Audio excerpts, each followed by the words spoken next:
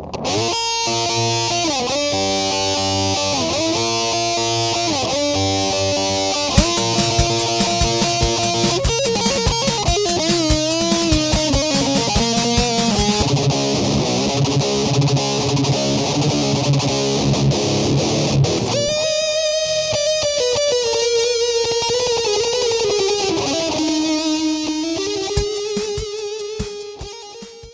up? It's your boy Red here, and I'm gonna be going over Narcos.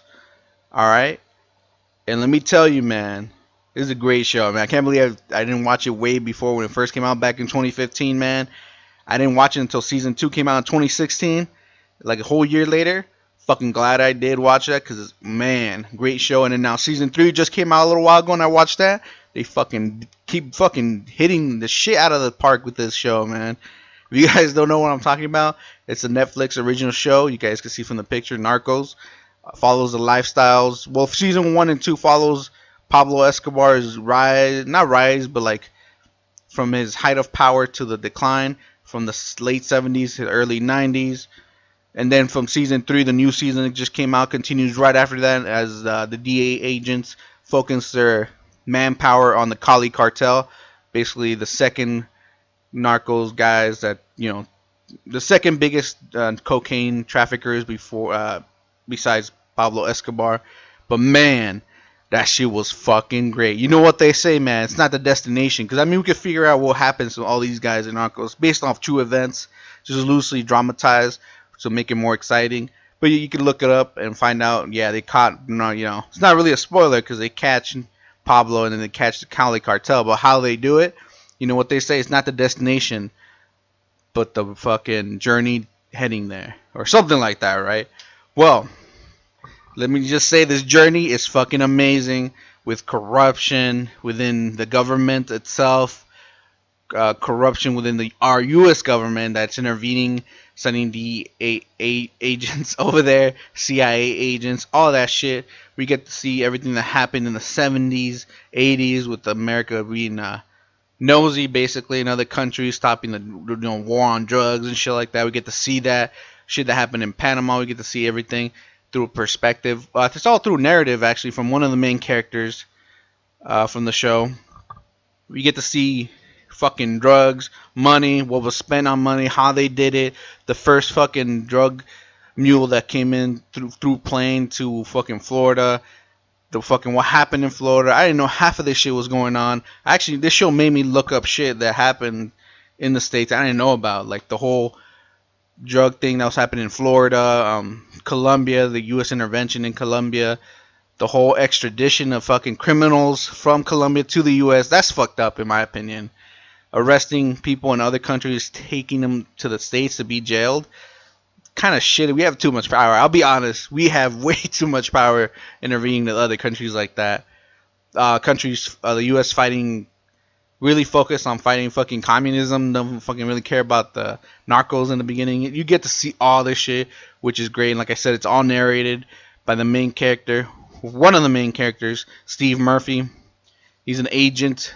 We get to see his. He gives a little backstory of him, like how he became a DA agent. He was firstly back in the days, all they worried about was pot. Then when cocaine came, bam, like a storm. He went to go through that whole cocaine, mostly because his partner died, something like that. But don't worry, they go over on the whole show. He talks about all this stuff. Talks about how, you know, things change. I mean, he changes a lot from like the beginning of the show to the end of the show where he comes out in some crazy shit. And he mostly fights Pablo Escobar and the Medellin cartel. As you can see right here, this is all the characters that come out in the show. I'm not going to go over all of them, but there's some interesting fucking characters. That's what I think made the show great and kept it going and shit, you know? Now, after the end of season 2, they move on. I mean, the show is called Narcos, not Pablo Escobar. So our next main character, who actually came out in the first couple seasons too, but was, I think, overshadowed by our main character because he did a narrative, is Javier Pena. And he does the narrative for season 3, which was different. As soon as they did that, I was like, the other guy's not coming out. Now, this character was actually, from the beginning of the first season, he was already in Colombia. He was already doing his thing. He was getting informants, all that crap. but he changes more than our main character does. He comes like forward and backwards, and towards the end, I don't know what the fuck was going on, but he becomes a great character in season 3. I loved him. He made the show. He made season 3 badass when he goes after the Cali Cartel. Not to mention he gets higher ranked up. He becomes more influential, especially the shit that happens throughout the show, which I'm not gonna give away because there's some crazy shit. You can make deals with some devils coming back to bite you in the ass, man. You know how it is. But as the Cali Cartel is a little bit different. They operate differently from Pablo Escobar. You get to see that throughout the show, and I love that. I love the detail Netflix went into putting into this. I actually looked all this up and see if it was roughly accurate. Yeah, like I said, they just dramatize it for TV purposes and shit like that. Now, season 3, because one of the characters doesn't come out, they introduced 2 new agents to help Pena fight the war on crime or whatever. And it's actually, they're pretty good too. I like this whole show. Especially the guy with the fanny pack. I don't know what the deal was with that dude, but it gets crazy. Also, there's a whole war that starts in season 3 between the cartels themselves from the north and the south. It gets crazy, man. They do a fucking amazing job here. I fucking love this show. Also, by the way, it's like they talk Spanish, so but there's subtitles in it. And I talk Spanish, so I understood it in Spanish, but I actually ended up reading the subtitles, so I love that. I love the mix and match of that, the fucking relationship between the characters, especially, man, there's so much chemistry with these characters. It gets crazy, man. You feel the tension. You're like, fuck, I can feel that shit, man. But with all that, man, hopefully they make a season 4, man, because they kind of hinted that the war was not in Colombia, but was in Mexico. And we saw one of the cartels from Mexico who transports due to something that the U.S. did in the 90s between trucks. So that just got more interesting. Hopefully they do a season 4. They hinted on that shit. I'm not saying they are, but hopefully. And it seems like Pena might spearhead it. Who knows? Or maybe they just might bring new characters in.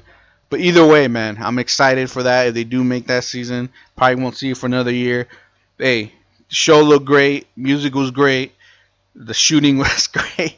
What would I give this show? Myself, my score would be a fucking 9 out of 10, man. This show's amazing. Would it be a 10 out of 10? Yeah, kind of. Not really. Because if it was a 10 out of 10, the bad guys would win. I'm just saying, they would have blown me away with that. But hey, thanks for watching. Hit that like, hit that sub.